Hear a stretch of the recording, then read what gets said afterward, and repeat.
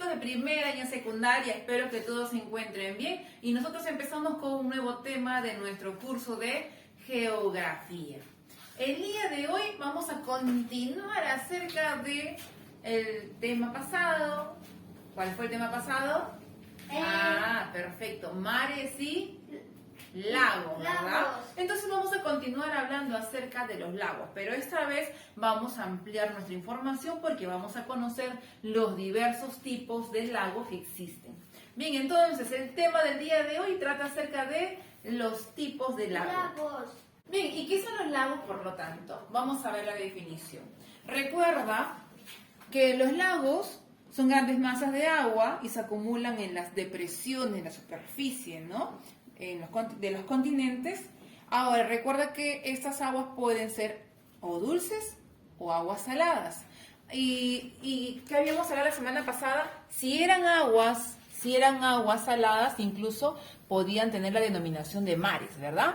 Sí. Entonces, ese es el concepto de los lagos, grandes masas de agua y se acumulan en la depresión de los continentes. Pueden ser dulces o pueden ser saladas. Entonces, si queremos saber sus características, podemos decir lo siguiente, en base a lo que ya te expliqué. Los más extensos se denominan mares. Estas pueden tener agua salada, aunque también recuerda que tenemos lagos con agua dulce y son termorreguladores. La característica de termorreguladores es muy importante, como por ejemplo las culturas prehispánicas del Perú antes de la llegada de los españoles, ¿verdad? Sí.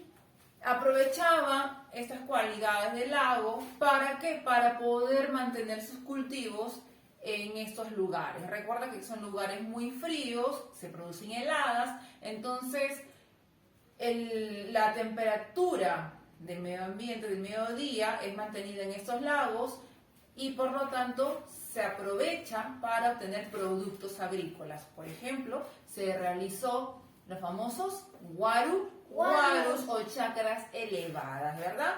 Entonces, el hombre peruano antiguo, sacó provecho de estas características del lago Titicaca. Bien, veamos ahora los tipos de lago.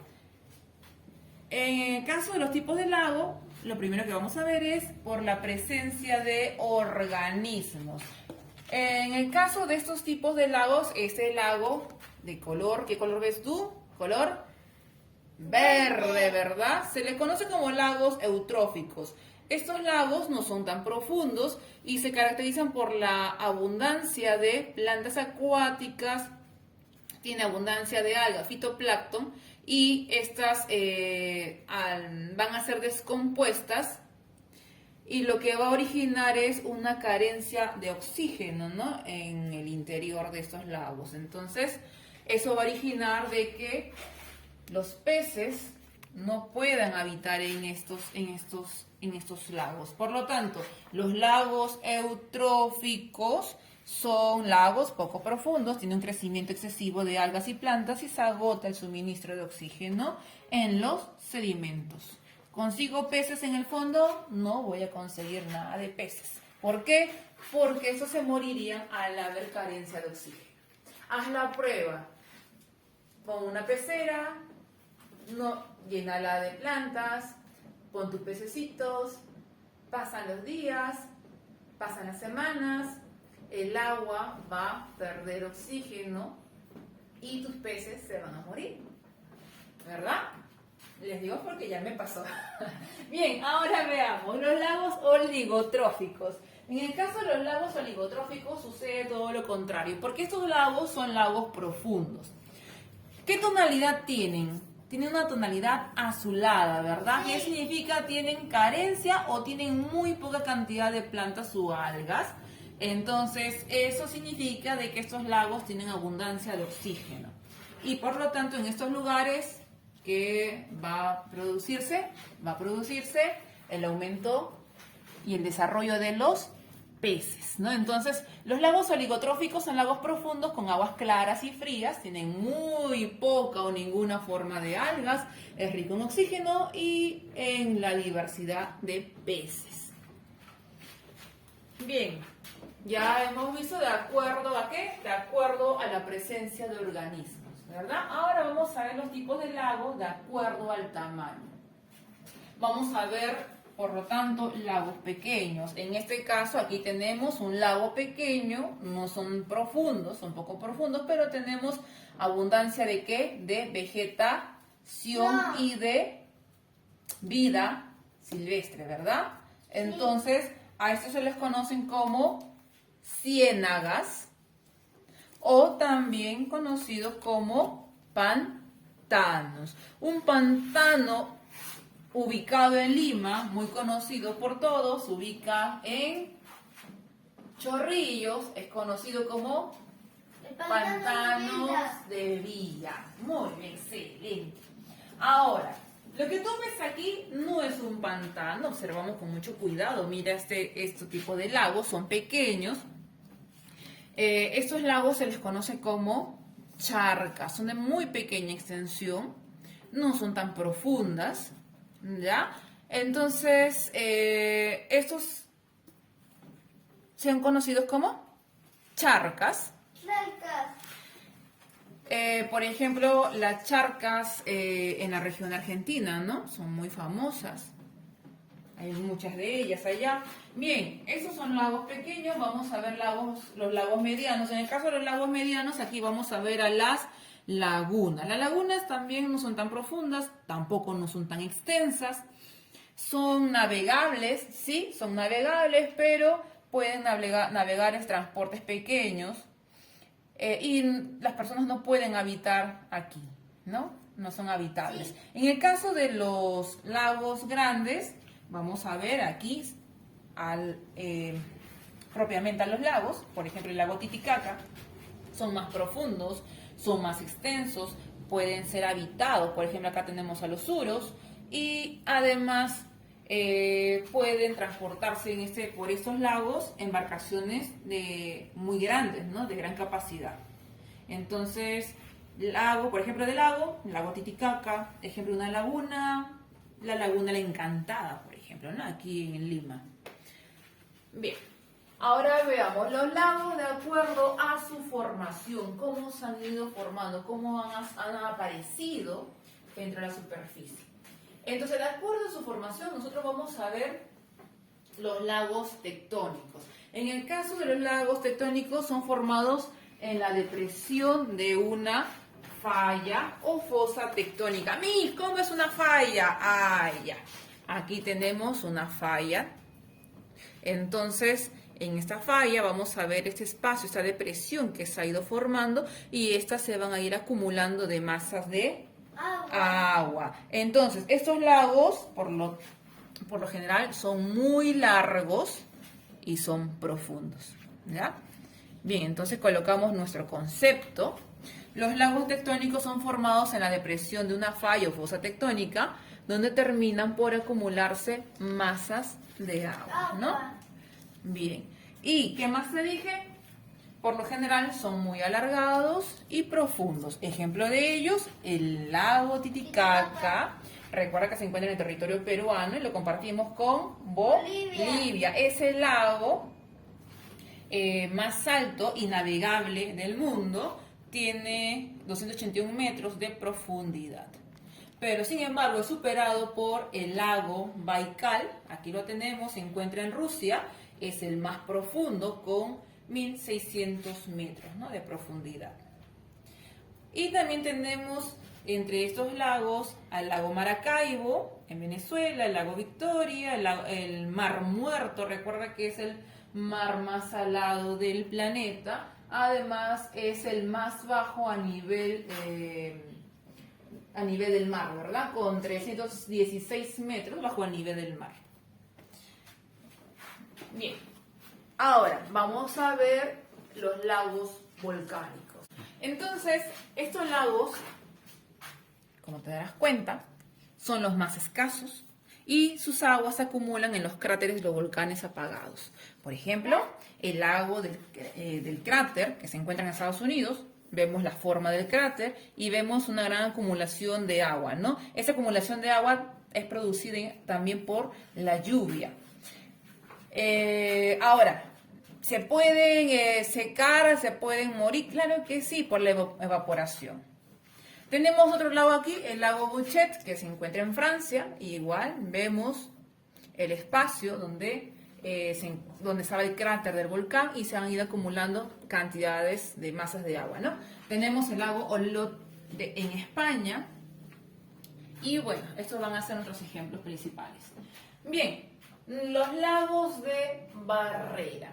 El otro tipo de lagos, por lo tanto, habla de lagos que se han formado por una barrera natural o también por derrumbamiento, ¿ya? Entonces son lagos de barrera o por derrumbamiento. Y como acá lo apreciamos, tenemos el lago Volta y aquí vemos el lago y que lo separa del río, del cauce del río, lo separa un muro, ¿no? Esos muros se forman quizás por aluviones, por huaicos y entonces se acumulan esa masa de aguas y por lo tanto quedan aisladas. Entonces se originan cuando el cauce de un río es obstruido por la caída de grandes cantidades de materiales.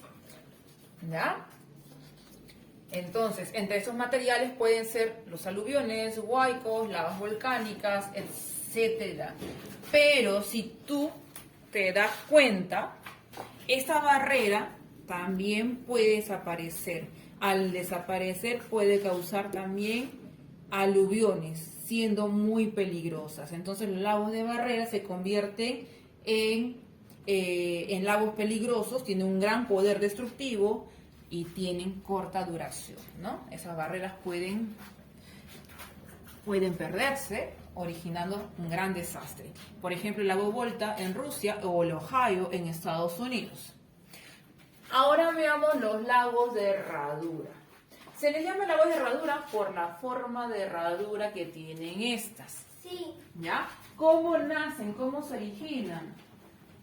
Se van a originar cuando el cauce del río abandonado de los meandros, ¿verdad? Esas zonas, esas curvaturas se llaman meandros. Entonces son las curvaturas de los ríos, propios de los ríos de la Amazonía, ¿no? Entonces, al reducirse el cauce, estos lagos quedan abandonados y formando esa forma de herradura, o también se le conoce como media luna. Entonces, el lago de herradura se originan en el cauce abandonado de los ríos, meandros, y también son conocidos como media luna. ¿Ya? Típico lago de la zona de la selva peruana. Por ejemplo, tenemos aquí el lago Yarinacocha, que queda en Ucayali, o el lago Quistococha, que queda en Loreto, Iquitos, Perú, ¿verdad?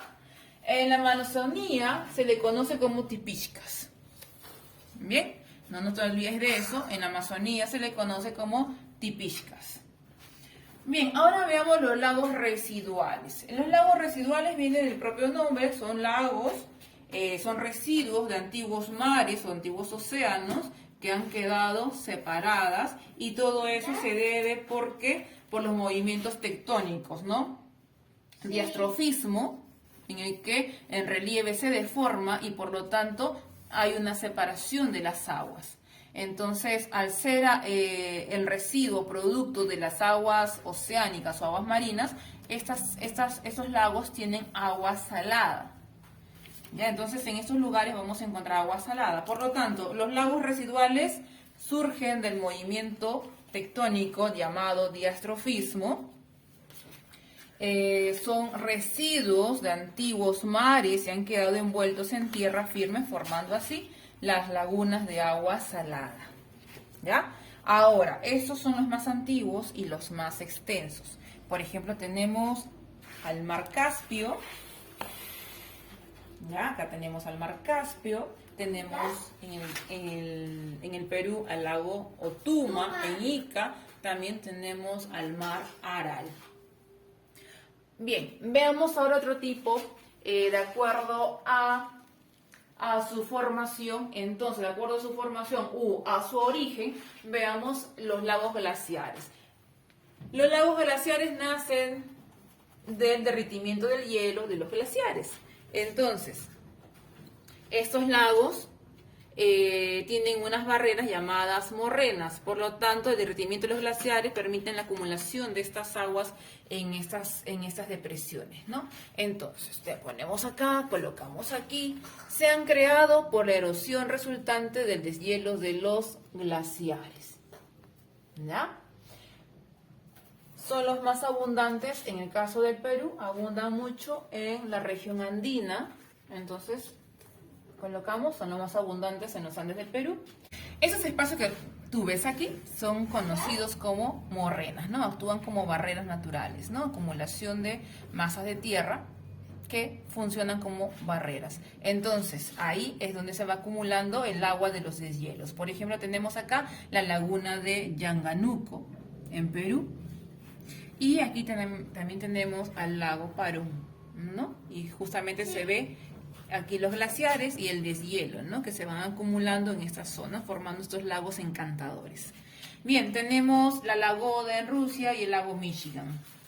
Ahora, también existen lagos que no han surgido de forma natural, y aquí tenemos la intervención del hombre. Son lagos artificiales donde se van a almacenar agua para el consumo del ser humano, ¿no? Entonces han sido hechas adrede, intencionalmente, para el beneficio del hombre. Entonces acá tenemos, se construyen a fin de almacenar agua para el consumo mediante represas. Y es así como tenemos, por ejemplo, en el Perú, la represa de Gallito Ciego. Además se aprovecha para generar energía eléctrica, ¿no? Y acá tenemos en China ese lago llamado Tres Gargantas, pero siendo el lago Volta el lago artificial más grande del planeta, ¿ya? Hecha por el hombre. Recuerda, los lagos artificiales son lagos hechos por el hombre. Bien, entonces chicos, ya hemos conocido todos nuestros tipos de lago. Recordemos, por la presencia de organismos, tenemos lagos eutróficos y lagos oligotróficos. Tenemos lagos, de acuerdo a su tamaño, pueden ser ciénagas, pantanos o charcas, siendo estos pequeños. Las lagunas son lagos medianos y los lagos son, por sus dimensiones más extensas, son lagos grandes, ¿verdad? Luego hemos visto por su formación, por su origen. Entonces tenemos lagos tectónicos, los lagos volcánicos, los lagos de barrera, los lagos de herradura, los lagos residuales, los lagos glaciares y los lagos que son origen de la mano del hombre, que son lagos artificiales. Muy bien chicos, entonces no te olvides todo lo que hemos visto el día de hoy. Entonces ahora sí estás listo para poder desarrollar tus fichas y nos vemos la siguiente semana. Y cualquier duda y consulta no te olvides hacerlo a tu profesor de geografía en tu clase por Zoom. Nos vemos chicos, hasta luego.